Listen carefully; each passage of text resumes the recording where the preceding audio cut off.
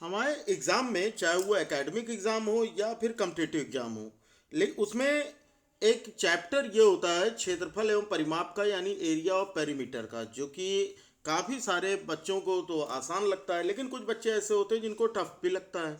तो आज की क्लास में हम लोग देखेंगे भाई इनके महत्वपूर्ण सूत्र के बारे में, कुछ इंपॉर्टेंट फार्मूले के बारे में, और वो कैसे मतलब वो फार्मूलों को हम कैसे यूज कर सकते हैं, ये सारी चीज़ें हम समझेंगे।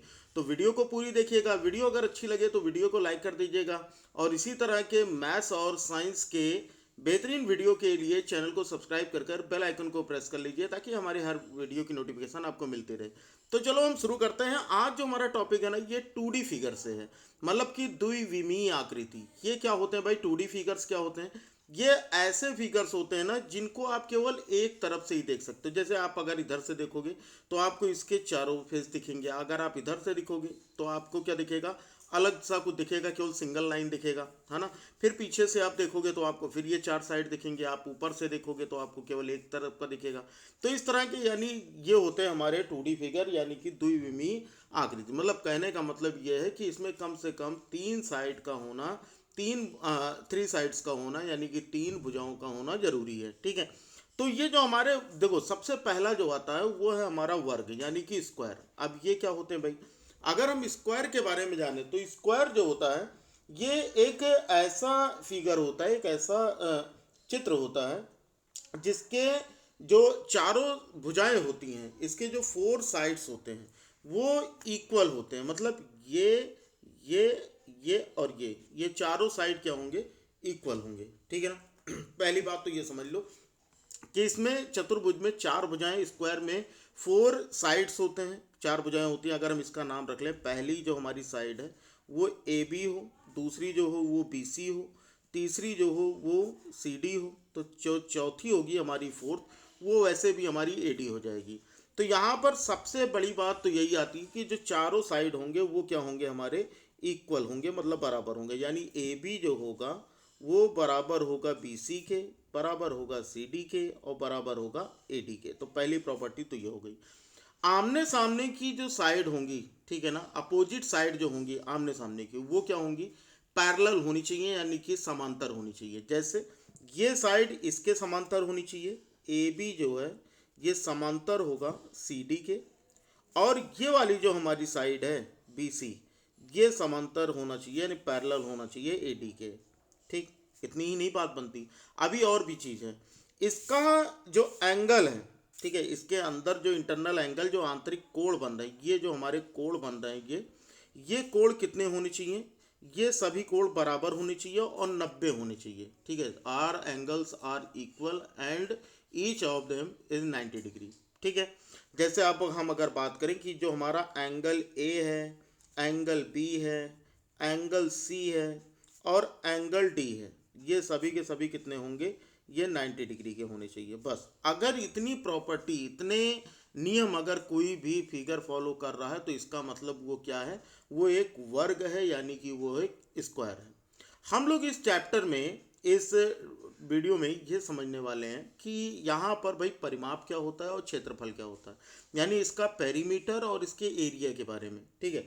अब समझो, यहाँ पर सबसे पहले अगर इसका पूछा जाए कि पेरीमीटर क्या है, यानी इसका परिमाप क्या है, तो परिमाप के लिए ये समझो कि इसकी यहाँ से यहाँ तक की जो साइड है, ठीक है, यहाँ से आप यहाँ ए पॉइंट से चलना शुरू करो, और ये हमारा रास्ता है, यहाँ तक आया, यहाँ तक चले आप बी तक, फिर बी से सी तक गए, फिर सी से डी तक गए, फिर डी से ए तक आए। जितनी डिस्टेंस आपने कवर की है, यही जितनी दूरी आपने तय की है, यही इसका पेरीमीटर है, यानी कि यही इसका परिमाप है। बात आई समझ में?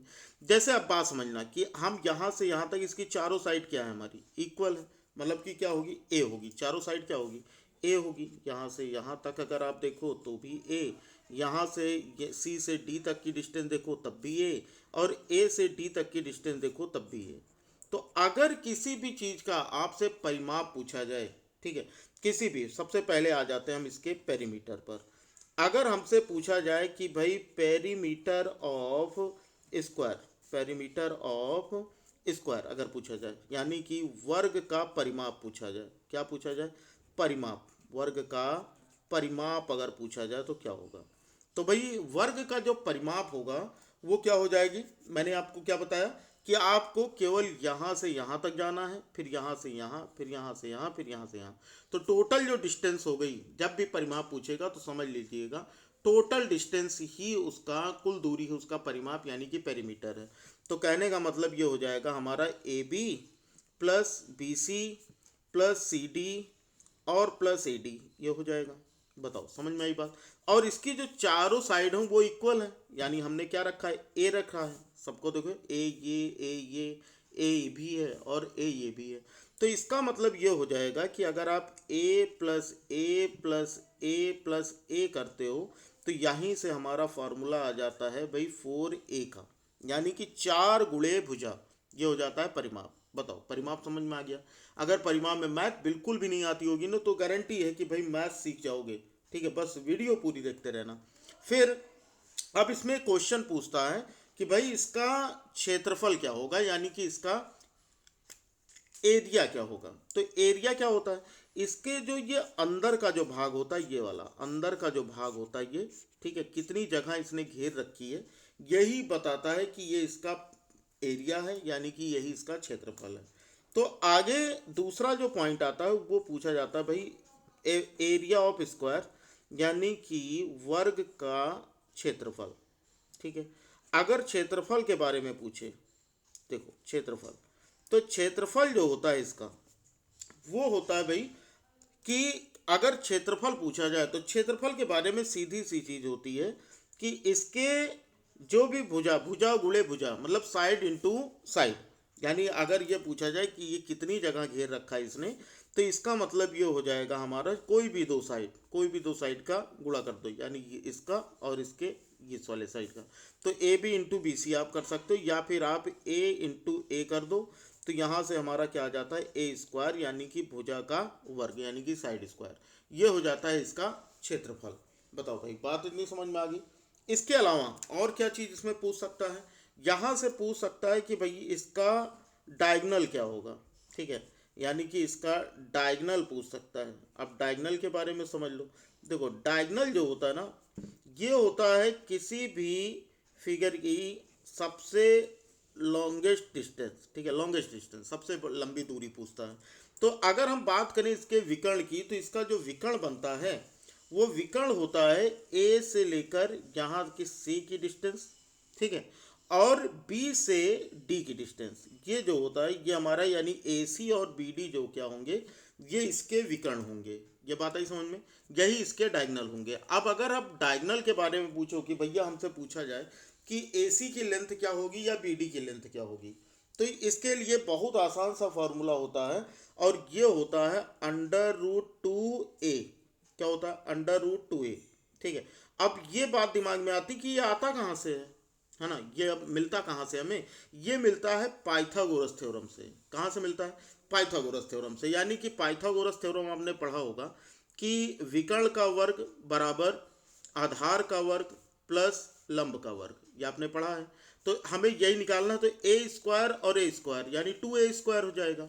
अगर हम देखें यहाँ पर, अगर आप देखोगे इसका स्क्वायर इसका स्क्वायर, तो 2a स्क्वायर, ये ए स्क्वायर तो 2a स्क्वायर हो गया, √2 का स्क्वायर रूट निकला नहीं और ए का निकल गया। तो यहीं से हमारी इसकी लेंथ हमारी आ गई ए सी। भाई ये हमारा एक त्रिभुज ही तो बन गया। आगे हम लोग उसके बारे में भी समझेंगे। ठीक है, तो ये हो गया भाई इसका डायगोनल। चौथी चीज़ क्या पूछी जा सकती है इसकी, चौथी चीज़ यहाँ से पूछी जा सकती है कि भाई इसकी भुजा क्या होगी, है ना।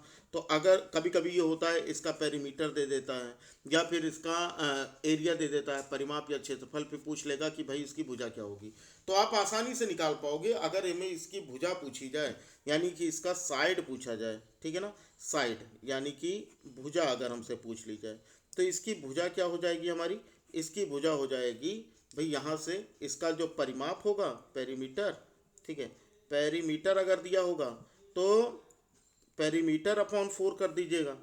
ठीक है, यानी परिमाप बटे 4 कर दीजिएगा। या फिर अगर आपको एरिया दिया गया है, अगर आपको एरिया दिया गया है तो आप एरिया का स्क्वायर रूट निकाल दो। क्या निकाल दो, एरिया यानी कि क्षेत्रफल का क्या निकाल दो, स्क्वायर रूट निकाल दो। अगर आपको विकर्ण दिया है तो आप क्या करोगे भाई, विकर्ण या फिर विकर्ण बटे यानी डायगनल अपॉन √2 कर दो। ठीक है, डायगनल अपॉन √2। अब इतने सारे क्वेश्चन आपके एग्जाम में बन सकते हैं, ठीक है। तो चाहे तो आप इसका स्क्रीनशॉट ले लो या फिर आप इसे अपनी कॉपी पर नोट कर लेना, क्योंकि आगे भी आप किसी भी क्लास में पढ़ रहे हो, आगे आपको अगर आप कॉम्पिटिटिव एग्जाम की तैयारी कर रहे हो या फिर एकेडमिक एग्जाम की, तो दोनों के लिए बहुत ज़्यादा हेल्पफुल होगा। तो आपको समझ में आ गया होगा कि भाई स्क्वायर क्या होते हैं। अब हम आ जाते हैं रेक्टेंगल पर, ठीक है। रेक्टेंगल यानी कि आयत, ये भी बिल्कुल उसी से मिलता जुलता है। अब हम अगर इसके बारे में समझें कि भाई रेक्टेंगल यानी आयत क्या होते हैं, तो आयत एक ऐसा फिगर होता है ना, एक रेक्टेंगल एक ऐसा फिगर होता है जिसके आमने सामने के जो साइड होते हैं वो इक्वल और पैरेलल होते हैं, बस इतनी, चारों साइड नहीं, आमने सामने के साइड इक्वल और पैरेलल, ठीक है। पहली चीज बिल्कुल सेम वैसा ही है जैसा आपने इसके पहले वाले में पढ़ा था, ठीक है, स्क्वायर में बिल्कुल वैसा ही है। अगर हम इसका नाम रख लें, इसका भी नाम रख लेते हैं ABCD, तो यहाँ से हमारा A, ये B, ये C और ये D। तो हमने क्या बताया, आयत कब होगा, जब आमने सामने के जो साइड होंगे वो इक्वल होंगे और पैरेलल, मतलब ये AB जो होगा ये CD के बराबर होना चाहिए, AB जो है ये CD के बराबर हो, और AB जो हो वो CD के पैरेलल हो, चारों नहीं, ठीक है, आमने सामने। ऐसे ही यहाँ BC का देख लो आप, तो BC जो है वो AD के इक्वल होना चाहिए और BC जो है वो AD के पैरेलल यानी कि समांतर होना चाहिए। अगली खास बात, सारे जो इसके आंतरिक कोण हैं, जो इंटरनल एंगल्स हैं, वो सभी के सभी इक्वल होंगे और सभी के सभी 90 डिग्री होंगे, ठीक है। तो एंगल A इक्वल होगा एंगल B के, इक्वल होगा एंगल C के, इक्वल होगा एंगल D के, और सभी के सभी होंगे 90 डिग्री, ठीक है। सभी के सभी क्या होंगे, समकोण होंगे। बात आ गई समझ में। अब सेम वही चीज अगर यहाँ पर परिमाप पूछा जाए तो हम क्या करेंगे, तो परिमाप के बारे में मैंने आपको बता दिया पेरीमीटर के बारे में कि इसकी जो आउटर डिस्टेंस होती है वो उसकी परिमाप होती है। तो अगर हम इस आयत के पेरीमीटर की बात करें, सबसे पहला अगर हम आयत के पेरीमीटर यानी कि परिमाप के बारे में बात करें, तो इसका परिमाप क्या हो जाता है बच्चा, इसका परिमाप हो जाएगा कितना, लंबाई, ठीक है, लंबाई, ये हमारा ये इतनी डिस्टेंस यहाँ तक गए, फिर यहाँ से यहाँ तक आए, फिर यहाँ से यहाँ तक आए, मतलब सभी चीज़ें क्या करो आप, जोड़ दो। क्या करोगे आप, AB plus BC plus CD plus AD, ये बात आ गई समझ में। ये चारों आपने जोड़ दिया। अब यहाँ पर हम देख लेते हैं कि आमने सामने के साइड इक्वल, मतलब ये लेंथ अगर हो जाए, ये ब्रीथ हो जाए, तो ये भी लेंथ और ये भी ब्रीथ, क्योंकि हमको पता है आमने सामने के साइड क्या होते हैं, इक्वल होते हैं। तो यहीं से हमारा फॉर्मूला आ जाता है length L breadth B, length L breadth B। तो यहाँ पर हम लोगों का फॉर्मूला बन के आ जाता है L प्लस L करते हैं तो 2L हो जाता है, B प्लस B करते हैं 2B, बस यही हमारा फॉर्मूला हो जाता है। और यहीं से 2 कॉमन ले लेते हैं, ये आ जाता है हमारा L plus 2L plus B, ये आ जाता है इसका परिमाप। बताओ ये बात समझ में आ गई, परिमाप में तो मुझे नहीं लगता कोई दिक्कत होगी, है ना, याद हो गया होगा फॉर्मूला आपको। दूसरा अगर हम देखें तो इसका आ जाता है, अगर हमसे पूछा जाए कि इसका एरिया क्या होगा, यानी कि इसका क्षेत्रफल क्या होगा, तो क्षेत्रफल में हमें लंबाई और चौड़ाई का क्या करना है, गुणा कर देना है। तो यानी हम लंबाई हमारी हो गई AB और चौड़ाई हो गई BC, तो इसका मतलब ये हो जाएगा हमारा L इंटू B जो होगा, ये क्या हो जाएगा, इसका एरिया हो जाएगा। तीसरा जो इम्पोर्टेंट चीज़ इसमें पूछता है, और वो पूछता है भाई कि इसका विकर्ण क्या होगा, ठीक है, यानी कि इसका डायगोनल। तो डायगोनल अगर आप देखो तो डायगोनल यानी कि विकर्ण जो होता है वो क्या होता है हमारा, विकर्ण जो होता है ये हो जाता है अंडर, सेम वही चीज़ है जो कि हमने इसके पहले पढ़ा था। तो विकर्ण जो होगा ये हमारा, इसका ये हो गया विकर्ण और इसका ये हो गया। तो आप कोई भी पूछा जाए आपसे, चाहे आपसे पूछा जाए AC की लेंथ क्या होगी या BC की लेंथ, AC की लंबाई पूछे, ये पूछ लेता ना कि सबसे बड़ी दूरी क्या है, लॉन्गेस्ट डिस्टेंस क्या है, ये पूछ लेता है। तो यहाँ से हम विकर्ण निकाल देंगे, तो क्या हो जाएगा, same Pythagoras AC is equals to, ठीक है, AB square plus BC square, ये हमारा हो जाता है। तो एक ये क्या हमारा, ये हमारा L है, L का स्क्वायर, और प्लस आपको कर देना है केवल B का square, L square under root L square plus B square, मतलब L square plus B square का आपको वर्गमूल निकाल देना है। और यहाँ से आपका क्या आ जाएगा, इसके विकर्ण की लंबाई आ जाएगी, ठीक है ना। बताओ समझ में आ गई बात। तो यहाँ पर हम लोगों ने दो चीज़ों के बारे में देख लिया कि हम वर्ग के हमारे जो फॉर्मूले हो सकते हैं और आयत के जो भी फॉर्मूले हो सकते हैं और इसकी पहचान क्या है, इन सभी चीज़ों के बारे में हमने देख लिया। अब अगला जो हमारा 2D फिगर आता है वो है हमारा त्रिभुज यानी कि ट्राइंगल। आप देखो ट्राइंगल में, तो ट्राइंगल क्या होता है, त्रिभुज क्या होता है, ठीक है। तीन सरल भुजाओं से घिरी हुई आकृति को त्रिभुज कहते हैं, ठीक है। मतलब थ्री स्ट्रेट लाइन से जो स्ट्रक्चर बनता है उसे हम क्या बोलते हैं, ट्राइंगल बोलते हैं। जैसे आप देख पा रहे हो यहाँ पर हमारे पास एक ये हो गया ए, ठीक, ये हो गया, सॉरी यहाँ से कर लेते हैं ए, ये हो गया हमारा बी और ये हो गया सी। एक चीज यहाँ पर दिखाई दे रहा है कि बी पर राइट एंगल है यानी कि समकोण है, यानी ये हमारा कैसा त्रिभुज है, समकोण त्रिभुज है, यानी राइट एंगल ट्राइंगल है, ठीक है। यहाँ पर राइट एंगल ट्राइंगल में, ठीक है, सबके बारे में समझ लो कि जिन पर जो दो भुजाएं, ठीक है, जो दो भुजाएं जिन पर 90 अंश का कोण बना है, जो 90 अंश पर जो दोनों भुजाएं हैं, उनमें से एक होता है आधार। क्या होता है, आधार, जिसको हम बोलते हैं बेस। क्या बोलते हैं, बेस। और दूसरा जो साइड होता है उसे हम बोलते हैं ऊंचाई। क्या बोलते हैं भाई, ऊंचाई या फिर लंब, ठीक है, या फिर इसे बोलते हैं परपेंडिकुलर या फिर हाइपोटेन्यूस, ठीक है, या सॉरी परपेंडिकुलर या फिर इसे बोलते हैं हाइट, ठीक। आप जब समझ लो इसको हाइट। तीसरी चीज हमारी आती है 90 डिग्री के सामने, 90 डिग्री के सामने जो साइड होता है उसे कहा जाता है भाई क्या, डायगोनल यानी कि कर्ण, ठीक है। इसे बोलते हैं हाइपोटेन्यूस। क्या बोलते हैं, हाइपोटेन्यूस, यही हम लोगों ने, ठीक है, हाइपोटेन्यूस यानी कि इसे बोला जाता है विकर्ण या कर्ण, ठीक। और यही हम लोग इसी को नाम दिए थे, जो वर्ग और आयत हमने पढ़ा था, रेक्टेंगल और स्क्वायर, उसमें हम लोगों ने इसे ही कहा था विकर्ण, ठीक है सेम चीज़ें, कुछ नहीं यहाँ पर समझना है। पहली चीज़ तो ये समझ लेते हैं कि इसका परिमाप क्या होगा, तो भाई यानी कि इसका पेरीमीटर।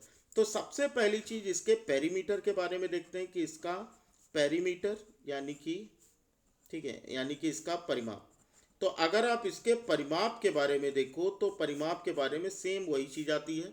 क्या, जो डिस्टेंस यहाँ से हम चलेंगे यहाँ आएंगे, फिर यहाँ से यहाँ जाएंगे, फिर यहाँ से यहाँ जाएंगे, तो इसका मतलब इसके सभी साइड का सम कर दो आप, ये इसका परिमाप हो जाएगा। तो यहाँ हो जाएगा हमारा A B plus B C plus C D, ना A B plus B C plus A B plus B C plus A C.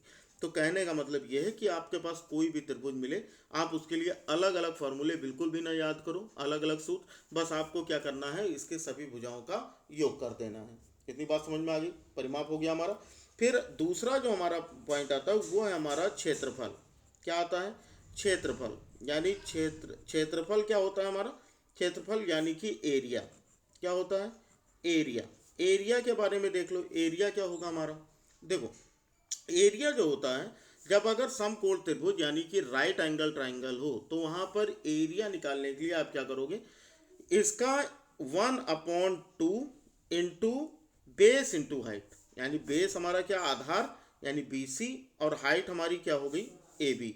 तो क्या हो जाएगा 1/2 into B C into A B, क्या हो जाएगा, B C into A B, ठीक है, B C into A B, ये हो जाएगा इसका क्षेत्रफल। फिर अब यहाँ पर तीसरा जो पॉइंट आता है भाई, इसका पूछ लेगा कि इसका हाइपोटेन्यूस क्या होगा, ठीक है, हाइपोटेन्यूस, हाइपोटेन्यूस यानी कि इसका डायगोनल है ना, यानी कि इसका कर्ण। तो अगर कर्ण के बारे में पूछे कि भाई इसके कर्ण की लंबाई क्या होगी, तो बहुत सीधी सी चीज़ है, क्या, इसके बेस का जो स्क्वायर है वो, और जो इसके हाइट का स्क्वायर है उनका सम। तो यानी हो जाएगा इसका ए बी स्क्वायर और प्लस बी सी स्क्वायर, ठीक, और इस पर क्या लगाना हमें, स्क्वायर रूट। तो यहाँ पर इसका वर्ग प्लस इसका वर्ग, इनको जोड़ देना है और उसके बाद उनका वर्गमूल आपको निकाल देना है। इस तरह से हमारा त्रिभुज आ जाता है। इसके अलावा एक और त्रिभुज होता है जिसके कोई भी साइड इक्वल नहीं होते हैं, तो हम उनका कैसे निकालेंगे, अगर कोई भी साइड हो और वो इक्वल ना हो। जैसे ये हमारा एक त्रिभुज है, ठीक है, अब इस त्रिभुज में अगर आप देखोगे तो इस त्रिभुज में कोई भी साइड इक्वल ना हो, अगर ये ए हो, ये बी हो, ये सी हो, कोई भी साइड इक्वल ना हो, तो हम क्या करेंगे भाई, ऐसे त्रिभुज को बोलते हैं विषम बाहु त्रिभुज, यानी ऐसे ट्राइंगल्स जो होते हैं वो कहलाते हैं कि स्केलेन ट्राइंगल, है ना। अब अगर हमें इसका परिमाप निकालना, तो भाई जाहिर सी बात है कि अगर आप इसका परिमाप निकालोगे, इसका पेरीमीटर यानी कि अगर आप परिमाप निकालना चाहो, ठीक है, पेरीमीटर यानी कि परिमाप, तो ये क्या हो जाता है हमारा, इसके सभी साइड का सम जो हमने यहाँ पर पढ़ा था वही सेम चीज़ यहाँ पर भी है। ठीक है, तो हमें क्या कर देना भाई, ए हो जाएगा हमारा, अगर ये ए बी और सी तो क्या हो जाएगा ए प्लस बी प्लस सी, यानी तीनों साइड का अगर आप सम कर दो, तीनों भुजाओं को जोड़ दो, तो हमें क्या मिल जाएगा, इसका परिमाण मिल जाएगा। ठीक है, दूसरी चीज अब ये पूछ लेता है, अगर इसमें, ठीक है, इसमें अगर हमें ये लंब दिया हो, अगर इसमें ये लंब दिया हो ऐसे, तो हमारा जो फॉर्मूला होगा ना वो सेम, अगर हम इसका नाम रख लें ए, ये बी और ये सी, अगर ऐसे नाम रख लेते हैं, और ये हमारी एक भुजा हो जाए। ठीक है, अब यहाँ पर और इसका हम नाम रख लेते हैं डी, अगर ये पॉइंट हो डी, तो यहाँ पर अगर हमें इसका एरिया निकालना हो, क्या निकालना हो, एरिया। ठीक, यानी कि इसका क्षेत्रफल, तो क्षेत्रफल इसका भी सेम ही होगा जैसे हम लोगों ने राइट एंगल ट्राइंगल में पढ़ा था, यानी कि समकोण त्रिभुज में पढ़ा था। क्या पढ़ा था भाई, इसमें हम लोगों ने पढ़ा था कि 1/2 इंटू बेस इंटू हाइट, तो बेस इसका BC हो जाएगा और हाइट इसकी क्या हो जाएगी, AD। ठीक है, ये वाली जो हमारी साइड है, ये बीच वाली, ये क्या है, AD है, ये इस पर 90 डिग्री अगर बना रहा है तो। ठीक है, तो ये हमारा क्या हो जाता है, यानी कि 1/2 गुणे आधार गुणे लंब, ये दिया रहेगा। ठीक है, तो ये हो जाता है हमारा एरिया, है ना। दूसरी चीज, अगर मान लो ये ना दिया हो तो हम कैसे निकालेंगे, ये भी बात दिमाग में आती है कि सर अगर ये ना दिया हो तो हम कैसे निकालेंगे, तो उसके लिए एक फार्मूला और होता है जिसको हम बोलते हैं हीरोन्स फार्मूला। ठीक है, तो हीरोन फार्मूला में क्या होता है हमारा, एस, यहाँ पर सबसे पहले क्या निकालोगे आप, सेमी पेरीमीटर, मतलब कि आप अर्ध परिमाप निकाल लो। ठीक है, अर्ध परिमाप, जैसे हमको पता है कि भाई पेरीमीटर ए प्लस बी प्लस सी है, तो इसका अर्ध परिमाप मतलब आधा कर दो। ठीक है, सेमी पेरीमीटर मतलब हाफ निकाल दिया। अब अगर हमें निकालना हो इसका एरिया, यानी कि इसका क्षेत्रफल, तो कैसे निकालोगे, तो इसके लिए एक हीरोन फार्मूला होता है, और उसका सीधा सा फार्मूला ये है कि आप यहाँ पर अंडर रूट, ठीक है, अंडर रूट आप कर लो, उसके बाद जो यहाँ पर एस आएगा वो एस कर लेना। ठीक है, एस, फिर यहाँ पर ए माइनस बी, ठीक है, ये बात समझ में आई, ए माइनस बी प्लस यहाँ पर फिर बी माइनस सी, और उसके बाद सी माइनस ए। ठीक है, ये हमारी साइड होंगी। देखो यहाँ पर जो सेमी पेरीमीटर निकालना है ये कर लेना, ए और बी का डिफरेंस इंटू बी और सी का डिफरेंस इंटू सी और ए का डिफरेंस, ये निकाल के जितना भी आएगा उनका मल्टीप्लाई करके आप स्क्वायर रूट यानी गुणा करके आप उनका वर्गमूल निकाल दो, तो यहाँ से हमारा सीधा सा इसका एरिया पता लग जाता है। तो ये हमारे क्या है, ये हमारा तब होगा, ये फार्मूले का यूज हम तब करेंगे जब हमको कोई ऐसा ट्राइंगल मिल जाए जो कि राइट एंगल ना हो, जिसमें परपेंडिकुलर भी ना दिया हो, यानी समकोण भी ना हो, लंब भी ना दिया हो, और सभी भुजाओं की जो नाप है, सभी साइड्स की जो मेजरमेंट हो वो डिफरेंट हो, अलग अलग हो, यानी कि वो क्या हो, स्केल एंड ट्राइंगल हो, विषम बाहु त्रिभुज हो, तो आप इस फार्मूले का यूज कर सकते हैं। ठीक है, कर सकते नहीं, यही करते ही हैं। तो यहाँ पर हम लोगों ने 3 फार्मूले के बारे में पढ़ा। इसके जो नेक्स्ट पार्ट में हम लोग पढ़ेंगे कि वृत्त का, और साथ ही साथ जो चतुर्भुज के जो भी क्वाड्रिलेटरल होते हैं, जिनमें आपके पैरेललोग्राम होते हैं, रोम्बस है, ठीक है, और काइट, इनके बारे में हम लोग नेक्स्ट वीडियो में देखेंगे। तो इसलिए चैनल को सब्सक्राइब कर बेल आइकन को प्रेस कर लीजिएगा। अगर वीडियो अच्छी लगी है तो भाई वीडियो को लाइक कर दीजिएगा, अपने फ्रेंड में शेयर कर दीजिएगा, क्योंकि यहाँ पर आपको इसी मैथ्स के और साइंस के बेसिक नॉलेज आपको मिलते रहेंगे, जो कि आपके नॉलेज को इम्प्रूव करेंगे, आपकी पढ़ाई को और स्ट्रॉन्ग करेंगे। ठीक है, तो चलिए फिर पढ़ते रहिए, मिलते हैं नेक्स्ट वीडियो में। जय हिंद, वंदे मातरम।